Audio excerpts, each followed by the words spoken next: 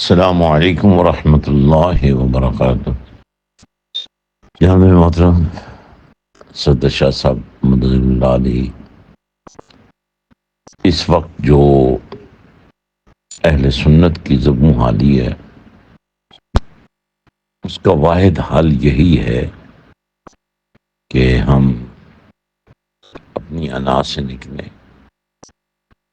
اور عقیدہ اہل سنت جماعت کو بنیاد بنا کر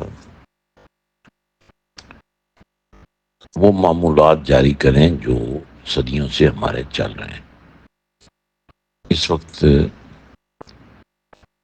انتہائی عزت کے لائق ڈاکٹر محمد زبیر مدد اللہ علیہ، قائد الصلاۃ جمعیت میں پاکستان، جس جان فشانی سے ملت اسلامی کی وحدت پر کام کر رہے ہیں، میں اور آستانہ باہو کا ہر فرد پوری قوت کے ساتھ ان کے ساتھ کھڑے ہیں، آپ کے ساتھ کھڑے ہیں۔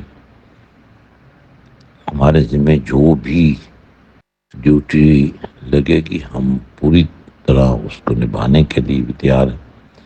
تو میں امید کرتا ہوں تمام اکابرین اہل سنت احیاء دین کے لیے اور بقائے اہل سنت کے لیے اپنی تمام رنجشیں بھلا کر وقت کی آواز کو سنیں گے اور اپنے عہد رفتہ کو واپس لانے کی کوشش کریں گے۔ اللہ تعالیٰ آپ کو جزائے خیر عطا فرمائے، آمین۔